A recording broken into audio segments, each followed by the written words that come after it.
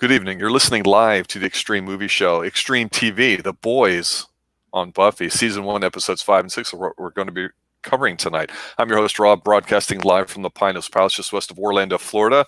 I have currently on the SAT feed the real Dr. V and Professor Pixel. Good evening, gentlemen. How are you? Doing good. Wow, I'm so happy for you both.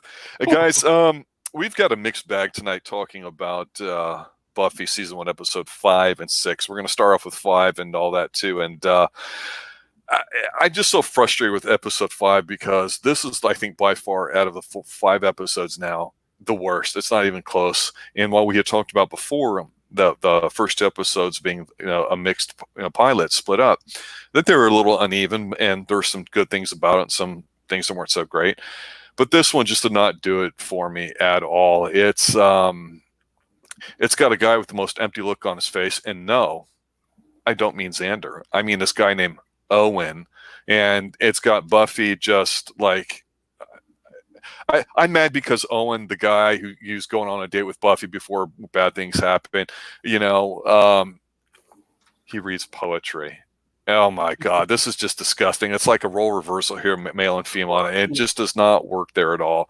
So whoever wants to go first, get it off your chest. Tell me what you think. I'll just say this, is that, this guy, to all the girls, he's tall and handsome, but he's so reclusive and all that stuff. I'm thinking, like, he probably looks at porn a lot. That's what I'm thinking right now. He's one of those creeper guys. And he doesn't talk to anybody. I'm like, well, or maybe he's just shy. And I'm thinking, because who sits there and reads poetry? And I'm thinking, like, serial killers. And I was, you get to the end of the show, this guy is a danger junkie. He's morbid. He's like one of those, like, basically like, hey, you want to go somewhere? It's like, you can sit home. I'm like, oh, what's up, guys? I'm like, dude, the hell. I guess what you can say is at least he wasn't a praying mantis. Right. That was cool, at least, though, and that had character to it, and we knew immediately what kind of episode it was going to be. Well, here, it's Buffy's going to be a teenage girl, gets to go out and date, and I just think this whole episode really falls flat. I think whatever they're trying to do, none of it worked. I'm going to be honest. This is kind of an episode that I kind of zoned out during because it was just not great. But But I think it was important overall to establish that dating for Buffy is not going to be possible like it is for everyone else. That's another thing she has to accept. So in the overall story, it's very important for her to have this episode, for the beginning at least, even though it was kind of a crappy episode. Yeah, they make she's like, I'm like Superman. Something, he can sit down dating instead of working at a place. It was basically this episode. Yes, it was another reminder to say, you know what? I understand you're 16, but you're not a normal 16-year-old. You have responsibilities, and you want to have a normal life. Not going to happen with a hellmouth. It's the master's not dead yet. Do your job first, then you can play. That's the only saving grace about this episode. Really are the 2 points. The one that you start off, Pixel, mentioning about establishing the fact that Buffy's going to have a hard time dating. In the real world, somebody that looks like her, no, because with her belly poking out and her wife beater that she was wearing around this entire episode, which I certainly don't mind, she'd have 40, 50, she'd have all the guys going after her. So obviously she wanted her, or Owen, she wants Angel, of course. She wants nothing to do with the Xander. And then, of course, Willow's sitting there and she's getting kind of a little comfy, kind of, sort of, with Xander a bit too. And, there's more of that in the next episode, episode 6. But the thing that just makes this so bad is it's like, okay, we get that that's what they're trying to do. We know this guy, Owen, seems like he's got 0 IQ. I mean, he's like beyond Down syndrome level. I mean, the guy's just not there. He's not written well. He's written, I don't even know what to call it, but it's an embarrassment. I mean, a guy that good looking, to be written so dweeby, and then to have Buffy less that. It just didn't seem like it worked. She's an ass kicker. She's not stupid. I'm not going to say she's super smart, but she's got experience under her belt. This isn't the first time she's fought a vampire or had to redo her life and all that. So she's somewhat mature for her age, and yet here she is acting like she's 12 years old in junior high. It just didn't fit, but it did have the saving grace of the master. But anyway, even that was really bad. Even that plot, because she basically, like, where Giles ended up almost getting killed because she cared more about herself. She just realized, I can't be selfish like this, responsibilities. But what about a better plot for this twist, though, is you hear Owen turns out to be the bad guy. He is the warrior that's supposed to help serve the master. Not I the thought stupid. that was going to be the switch. I really thought it would have been so much better. But instead, they went with this guy. He's like a serial killer guy. He's like an army guy. He was a kid. All right, he's been on the run for 2 years or something like that, or whatever. He's wanted for murders. And he's Orba, he's a because that's nothing's as intimidating like the word. They turned that they just did a stereotypical guy. He's like a guy dressed in fatigues. He's quoting. He's a religious nut, is what they're trying to say. And then he becomes like the vessel or the vessel or whatever, like supposed to be like the anointed one. Mm-hmm. And like then she's like, well, Owen's like got knocked out by the door, and she's dead. And he's like, well, guy was like, no, he's alive. Like, he's like, shh, let her rage. I thought that was kind of weird. Dalton says the vampires continue to be the most disposable henchmen ever. Yeah. So when she kicked the guy into the furnace, and he goes, ah! I'm thinking like, man, he must roasted like a pig, because usually the vampires they just go poof. So maybe he wasn't like he was a super strong. He could tolerate more, but yeah, I think what you're saying is absolutely right about how disposable they are in the descriptions you guys are having. I did want to point out two things about it that really stood out from this episode. One has to do with what you were saying there, Doctor, about the fighting and how bad they are, and that's we know that she's not doing all the stunts. We get it, and we understand it's not necessarily big budget, at least at this point filming. But really, the editing and cut work just was beyond worse than a Benny Hill episode or anything. It was just really awful. I mean, so bad that it was not even. When people say, "Well, it's so bad, it's good, it's entertainingly bad," or something, where you just kind of chuckle. This was like it's not even at that level. So I don't know. Sometimes you have an episode, maybe everybody's on the same page and they think it's done well or not, but it doesn't. It didn't work for me. But what did that I wanted to ask you guys about before going on to the next episode was when they went into the Bronze and they were on their date and they were going dancing. I, of course, did not watch this at the time. That's kind of the whole thing, is that this is a brand new watch for me. I will say this. Even though the 90s had this kind of gloomy sort of shtick to it and, an end of days kind of thing in the late 90s where people might be believable being religious prophets spouting off, because there was definitely an element of that. What surprised me was the fact that when they were in there dancing, whoever the group was that was playing, Velvet Chain, I guess is the name of this group, their songs, I thought the music were absolutely outstanding. I thought, oh my God, either this episode's so bad that something like this really stands out, or holy crap, what a waste of some terrific music, or at least the ambience of what it sounds like with the lady's voice singing, that totally ruined this entire show, or at least this episode, I mean. And it was really noticeable to me, and it was so noticeable. I stopped and went, oh my God, who is this? Are they supposed to be somebody and I don't recognize them? Am I not getting it? But did you guys notice any of that? The music in the Bronx, the Bronze, a lot of them they're just like either they're local bands or they're just they're one hit wonders. A lot of them I've never heard of them or seen them outside of the show. So I guess these people they just hired for gigs to sing on there, and maybe they got famous a little bit off the show, but there's no big names in there. You're not going to see anybody popping up about the series, which is a shame because they could have got a lot of more people in there, man. This is the 90s. You could have. Imagine if you would have got because you see that with a lot of shows. Like Smallville had the people play their song on there. They'll have guest bands for their thing for prom stuff. Yeah, all I can think of is the last episode of the first season, and they're going to the dance, and the band is the one that does the theme song, and I can't remember his name. The black football player. He's like, oh man, it's that group. Oh yeah. Yeah, wasn't that his friend? Was it a Matt or something like that, or Mike? I don't know. Whatever. Anyway, yeah. So that was a wasted opportunity, but eventually they will meet a character through who sings at there. So eventually, so it does serve a purpose. Yeah, it's true. And sometimes you have to slog through episodes, and they're not all going to be awesome. And I will say this, even though at the end he was like, wanting to be with her and stuff like that, and I really honestly thought as dopey as he looked and sounded with her, even though he showed up, and saw kind of what was going on, he seemed unfazed by it. It's like, no, that's kind of cool. I want to be with you. When can we do that again? And I did not take it as so much as he was an adrenaline junkie and he's just living for the kicks, because he's a dweeby guy, doesn't get outside much. He basically said that. She, of course, just looks at him a piece of, tall man meat. She never really asked him too much about him. It was all about her, of course, Angel or Owen? Yes, but of course I'm talking about Owen right now.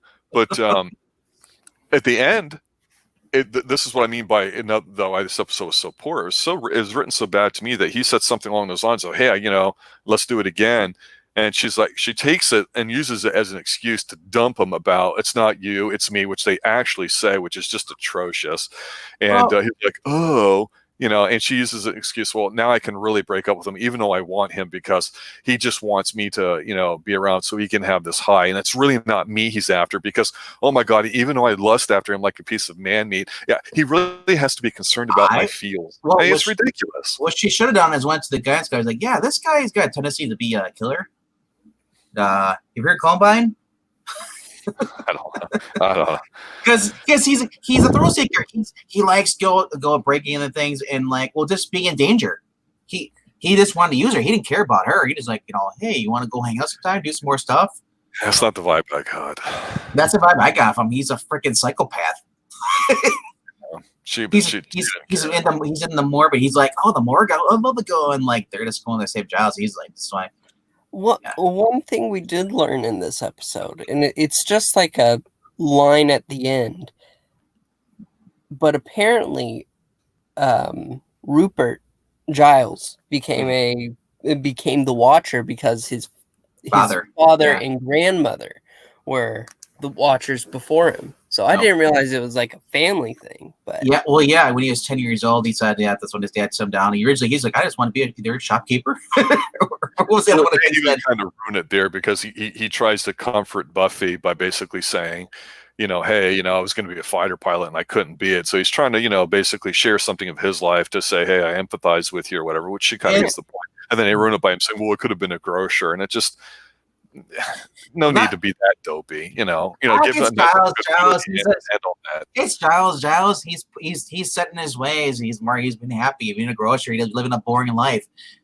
He said being a Watcher, I have all this information, but I don't know what's going to happen as far as this. It's all I have to go do research. So it's all out of order and stuff. It's like there's no plan. It's just you go with the flow and you hope that you survive.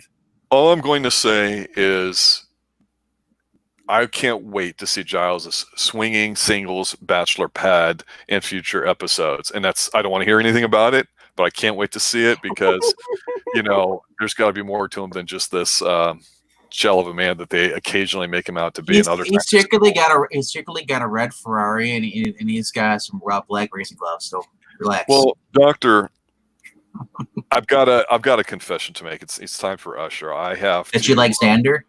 We all know.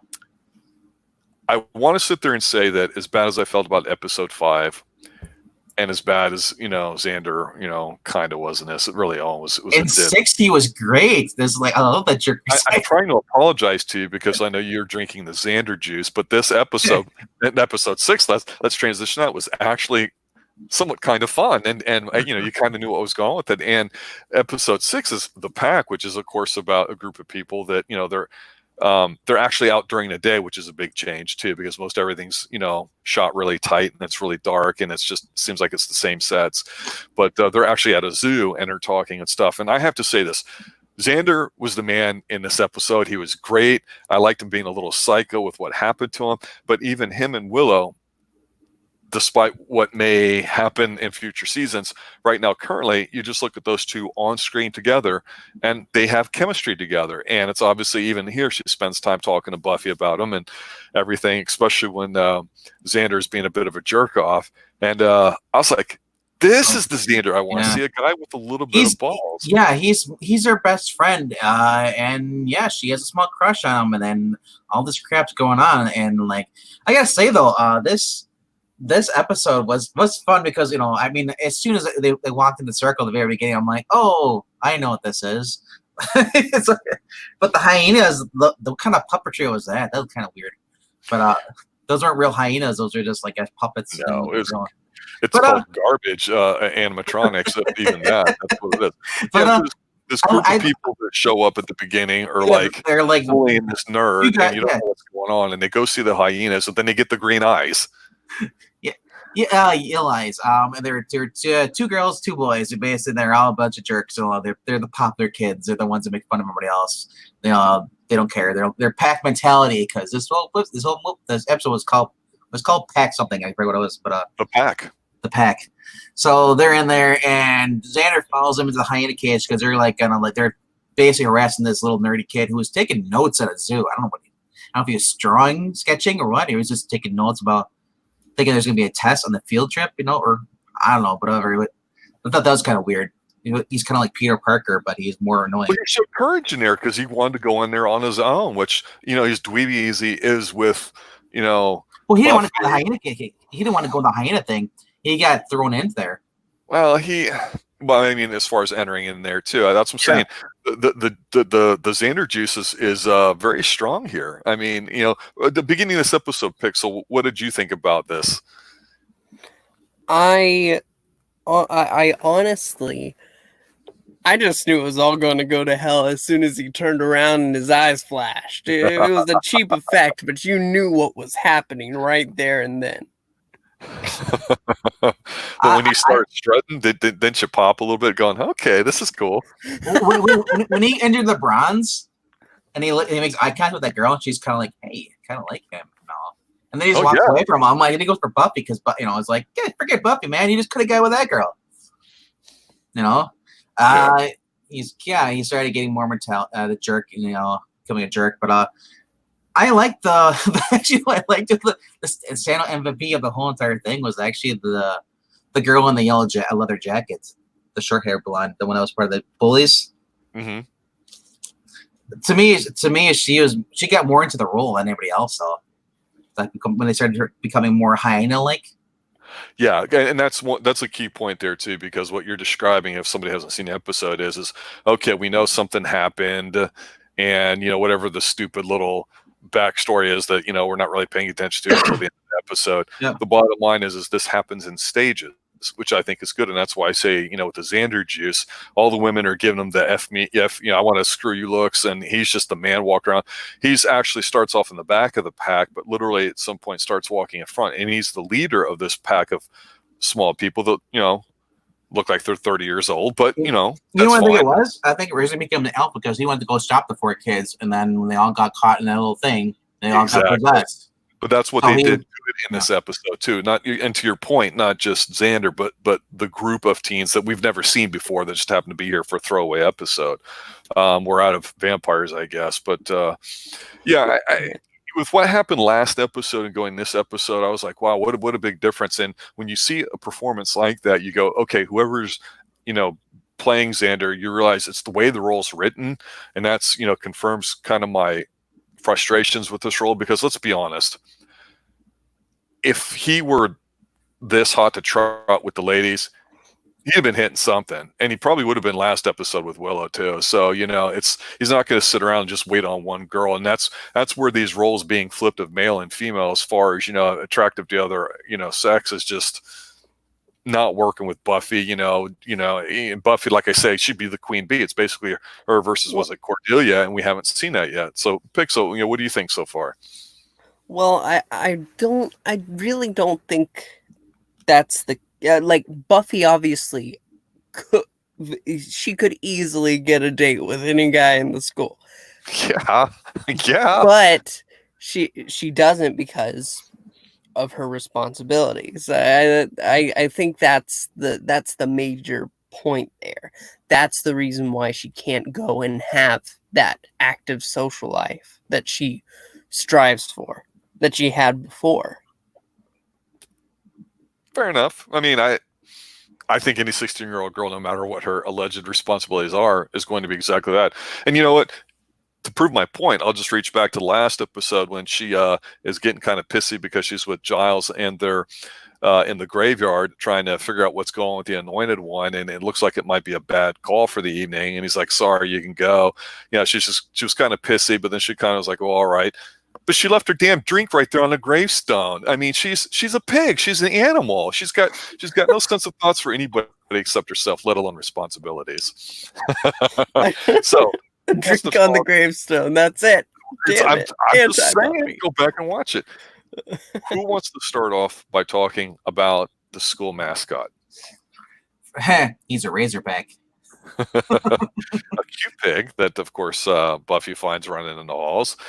And then what happens? She's the only one it ran away. She's the only one that can catch him because she had her abilities. Then when Xander first walked in after he was possessed, he walked in, the pig just started squealing. I mean, just like a cat would. A cat would hiss at anybody who's maybe possessed or a ghost. They're sensitive to that crap. That's so like the detective. So it's true. Animals do sense evil. Right?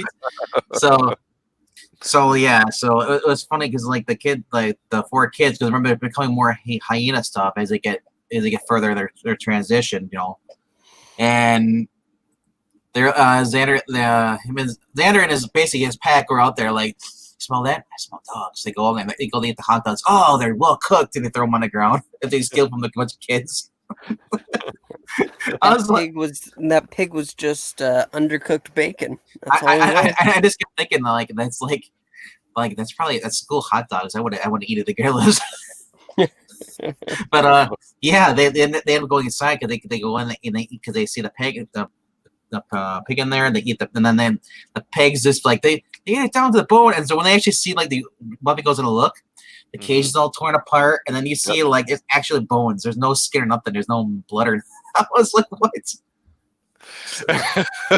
Okay, the pig got it, but the principal. Oh, the pigs will take that. Stop them it. Eating the principal. That was just so unexpected. I didn't really think they would do that because he's been in pretty much every other episode. I expected him to be that non-threatening authority figure for Buffy that entire time, but no, they ate him. Well, this is my second time watching this. 97 when this came out. I was about 12 years old watching this, and I was like, "Oh, damn! They ate the principal." New guy. Man, because I wasn't expecting it. Because remember, these are every other week. These are weekly. So up at that point, the WB had been like, "Oh, we're very campy stuff," and Buffy was the first dark supernatural thing. I was like, "Oh, they ate him." I'm so glad they did not show it.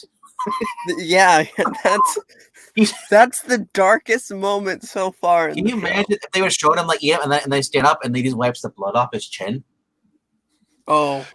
Yeah, this episode could have been, unlike the one before, a bit darker but fun, and that's one of the things, 5-6 episodes in that watching, with my final thoughts that I wanted to mention because. Like I said, I think episode 5 is the worst that I've seen so far. And while I liked 4, the Mantis one, and this one I thought was enjoyable too. This one they rushed the ending a little bit. That's okay. I will say this so far. I think that for the show overall, we're starting to understand the characters a little bit. We're starting to go, okay, this is how Xander's going to be fine and everybody else. So I think we're getting a dose of all of them at a good clip. I think the pacing's been pretty good, except for episode 5. So I'm just going to throw that one out. But what I do think is, I was a little disappointed at just in general at this point, and I know it's a mid-season replacement, and there's only a few more episodes to go. As of right now, other than the occasional different Monster of the Week episode that we've had, it seems like we've gone really far away from the pilot, the first 2 episodes, where you get a sense of history, which I thought was one of the most interesting things when Giles was talking to Buffy originally about the town and Helmuth and, histories and stuff like that. And I imagine that's going to play a bigger role as episodes go on. But as of right now, it's just your typical kind of episode of the week things, and it's not been bad. Well, it makes sense because remember the Hellmouth draws every. Hellmouth is drawing everything every kind of creature is to the thing. It's a supernatural beacon. So it's drawing all of the monsters into one area in the Sunnydale. So it might make sense what they do. They do a monster of the week, whereas where other shows like Supernatural, they're traveling, it's a monster of the week. It got kind of boring. Where this is kind of like, at least they're mixing in the master part from the previous episode 5. You got the seal over that. You're not going to see more of the master stuff until I think the next 2 episodes, or maybe a little further to the end of the season. But not reading ahead, and I'm not. I'm just saying, if you are deprived of the master, I just have to say that. Did you just pronounce beacon as beacon? Beacon Hills. Beacon Hills. Beacon. It's a beacon. Yeah. It's a beacon. Beacon. I didn't say beacon. I said Beacon Hills. You beacon. Beacon. You said it's a beacon to supernatural forces. Yeah, it's a beacon. What are your final thoughts? My final thoughts is that as campy as this show is, I don't know if you guys would ever be interested in reading the reboot of the actual season comic form. That's a little darker. This you might like it. Xander's a little more cooler, but final thoughts on this episode. I liked this episode. Like I said, the whole pack mentality. I love the fact that they actually choreographed as well. It was believable. And these 4 kids, because remember at the end, Xander says like, I kind of remember everything. Giles called them all on his bullshit. You remember everything what he did. He's like, yeah, we're not going to tell anybody. It's like, right. So those 4 kids who hit the principal remember everything. Yeah, we'll see whether or not they. One thing that I don't think the last while can do is draw on stuff that had happened before, and so when they had these little moments at the end of each episode, I imagine that can add up to something later. So we'll see whether or not that does too. I want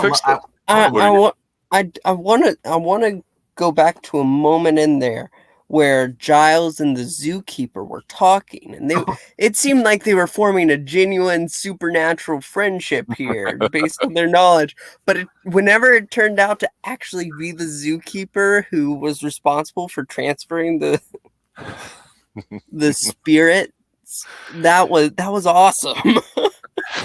Yeah, that was kind of dopey, I thought. Kind of rushed. Dalton saying here in chat that the master bores me. I don't disagree, but sometimes, Dalton, I will say everything, sometimes the hype about something is better than the thing itself. In this case, where it's all about the master. Brian Thompson. Brian Thompson has ruined the series for you, master. Well, yeah, I'm glad out of these 2 that the last episode was pretty fun there too, because it made up for the stinker. I liked in episode 5 he threw the guy. I'm like, is the guy dead, or it's just like that's what's going to happen to him? I'm like, he's a vampire. I think he got back up. He's fine. I didn't see him poof. Just a brief mention that they did talk about the little kid and show him, and I think in both episodes about being an important character later on. So let's not get lost on that. They did plant that seed. Was that Anakin? No. This one's Owen's offspring that nobody's talking about too. His little brother or something, because he looked really empty-headed as well. So, I'm sure Buffy would be attracted to him. Can you blame him? He's dead people. Just a little bit of trivia. When it comes to hyenas, it's actually a female that's the pack leader. In this case, it was Xander, but again, it was done well the whole episode, them going in stages and everything else there too. And to your point, that's true. But I think this episode served up exactly what Buffy can be as far as being fun and all that too, with having a little bit of the supernatural in it. So overall, I think it's a pretty good episode. I mean, these episodes go really quick. That's one thing I have to say about it. They've done a good job of finding their feet as far as pacing goes, regardless of the content that they've put out so far. But a few of the Monster of the Week ones have been pretty good with, whatever. So far, I'd say I think they missed an opportunity for Xander and his friends to run on all 4s. Well, we're going to run out of Xander bashing here at some point too, so I'm trying to just do it at a moderate pace at this point too. But he did redeem himself here in these 2 episodes, and I knew you would really like that a lot. Yeah, Dalton's usually with us tonight on The Boys on Buffy. We had some technical difficulties. Unfortunately, he couldn't show up. Hopefully, he'll be here with us again next week, as he always contributes to the discussion, has some great things to say. I'd like to thank the 10 or so people that have been watching and listening here tonight. Appreciate you listening, following, subscribing, retweeting. We've been getting some feedback on the show. I'm surprised again that it's as popular as it is. I guess I'm learning that now, over 20 years after it first came out. So let me say thanks for listening, guys. We're going to be doing our Extreme Movie Show here shortly with Angleteen from I Love Comics. Dr. Pixel, thank you for showing up. And as always, guys, listening, stay extreme. Since Dalton's not here, cheers, guys. So long.